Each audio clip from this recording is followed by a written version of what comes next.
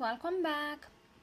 So today's video it's a zygopetalum care tutorial, and I know a lot of you have big troubles growing these orchids. I know you get spots on the leaf. The orchid dies after the repotting because the roots are so fragile, etc, etc. The thing is, a lot of you have trouble with these orchids, but I'm growing mine for 3.5 years now, and my orchid is doing really good. I don't have any spots on the leaves. My orchid always did okay after repotting.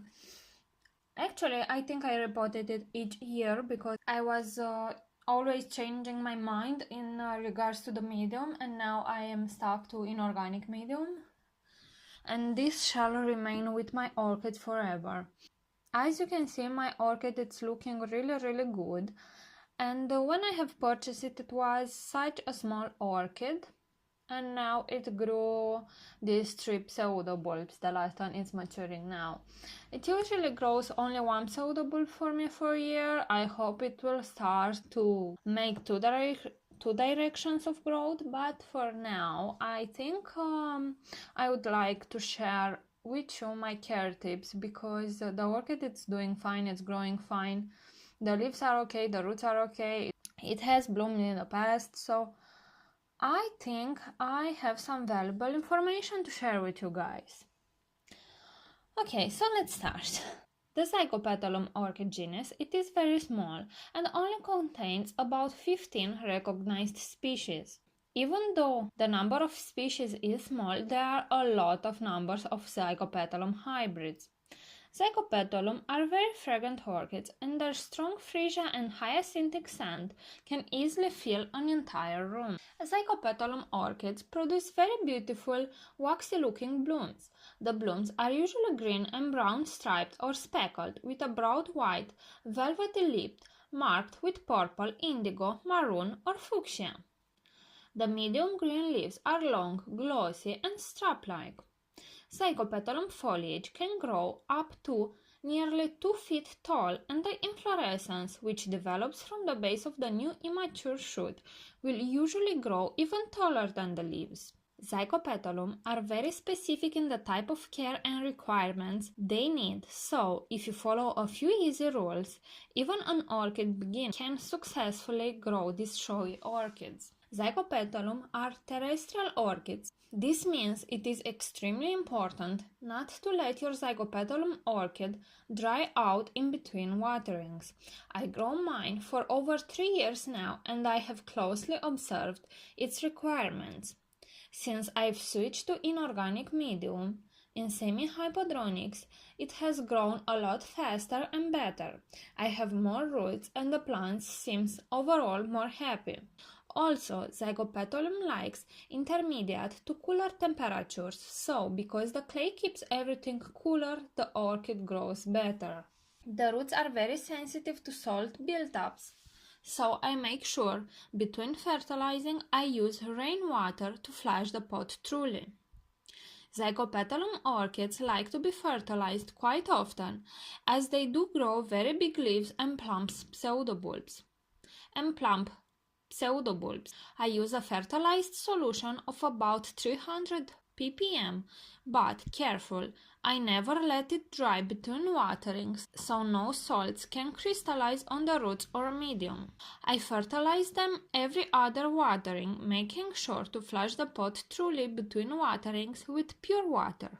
You should buy yourself a Tds Meter to test your tap water, which very often it is not good for orchids, making very tricky to fertilize correctly. My tap water is about 250 ppm, so I use for about a year now a reverse osmosis system that filters my water, and it comes out at about 8 to 10 ppm, value from which I start to add the fertilizer of my choice to the desired concentration. I currently use the fertilizer from Orchids and More and the Schwerter one, which are pretty good, but I do recommend you use MSU fertilizer or rain mix fertilizer, which it is designed for rainwater or for osmosis water. Whatever you choose, do search for a fertilizer that has no urea in the nitrogen formula, which cannot be absorbed by orchids and become toxic to them. If you notice that the leaf tips of your zygopetalum are beginning to turn black, this is an indication that there is too much salt built up. So you should try to flush the pot thoroughly a few times and then test with your Tds meter the value of the water which comes out from the pot, so you can know if you need to flush it more or if it is enough. Zygopetalums need bright but indirect light in order to thrive. If your orchid is receiving the optimal amount of light, the leaves should be a light green color. Too little light will cause the leaves to become very dark green color and may cause the plant not to produce bloom. I give to mine about 3000 foot candles or more, but it is an indirect sunlight. The best place to grow your zygopetalum orchid it is indoors in a shaded south-facing window, although an east-facing windowsill will also work as long as the orchid doesn't receive direct sunlight. I grow mine in the summertime outdoors, where it benefits from air ventilation and natural drafts, which keep the leaves cooler so I can give it more light without burning the leaves, and in the winter time I keep it in my balcony on an east window. Zygopetalums require intermediate to cool range temperatures. The ideal daytime temperature to grow your zygopetalum orchid is between 21 Celsius to 26 Celsius, and the night temperatures are between 10 Celsius and 16 Celsius. Growing zygopetalum outdoors, it is not recommended if you live in an area that experiences warm nighttime temperatures. Zygopetalum orchids are able to survive in temperatures up to 35 Celsius, although they will need more frequent watering in order to ensure that they do not completely dry out. Extended exposure to both hot and cold temperatures beyond the ideal ranges can cause disease and bloom poorly. I had discovered that zygopetalum orchids are not fussy at all about humidity. I never got wrinkly leaves on mine, not even at 20% humidity. They require humidity levels of 30 to 60%. The higher the temperature is, the higher the humidity should be. Remember, if you have high humidity levels, it is equally important to maintain proper air movement to prevent orchid disease from developing. You can do that by leaving an open window or by installing a fan in your growing space. Zygopetalum orchids should be repotted once every 1 to 2 years, or once the potting medium starts to decompose and no longer drains properly, or if the orchid is beginning to outgrow the pot. The best potting medium for zygopetalums is a mixture of 60% ceramic and 30% leca beads. I recommend you grow them in semi-hydro. This setup will ensure the perfect hydration that this orchid requires. However, if you dislike inorganic medium, a good potting mixture for zygopetalum orchids, it is a mixture of 40% small bark, 40% sphagnum moss and 20% perlite. Before repotting your orchid, you should trim away any damaged or rotting roots with a sterile cutting tool. Although the roots are thick, be very careful with the roots because they can easily break off. Zygopetalum orchids can be divided as long as you have at least 3 pseudobulb per division. You can then pot each division in an individual pot with fresh potting medium. Reblooming these orchids, it is not difficult at all. All you need to do is provide a dropping temperature of about 5 to 10 Celsius. Zygopetalums produce their spikes from the new immature growth. Usually this happens when the new growth is about 5 centimeters tall.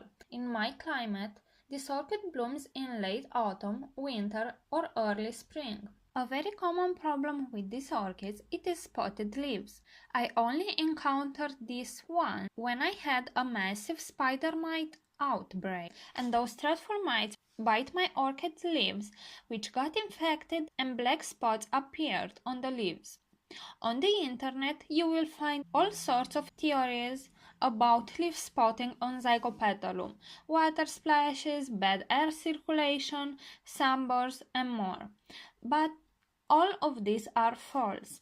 In over 3 years, I've kept this orchid in all sorts of environments.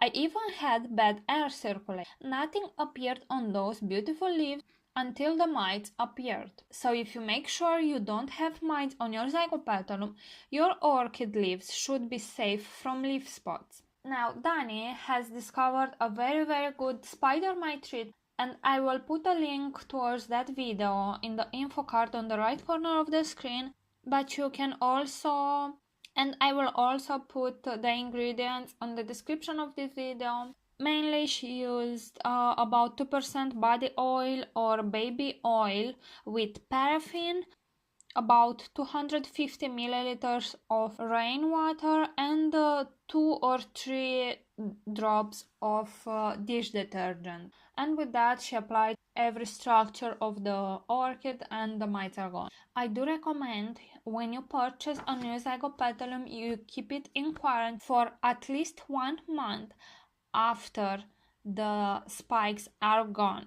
This is because I do recommend you treat prevently your orchid for spider mites, and you should make sure you don't have those mites in your collection, because you really don't want to have any mites on your zygopetalum leaves. As soon as the mites get to your zygopetalum, she will start to do those spots on the leaves, and soon enough the orchid will die, because for some reason the orchid it is sensitive to that. So any zygopetalum that you bring, treat it with this solution, and take good care of your orchids. Alright guys, I hope this care tutorial helped you better understand the requirements of these orchids and give them a go, because believe me, they are not hard to grow at all if you follow these rules. I know a lot of you have issues with them, but I never had big problems. It is my first and only zygopetalum and it is doing great. Okay guys, take care, see you all next time, thank you for watching.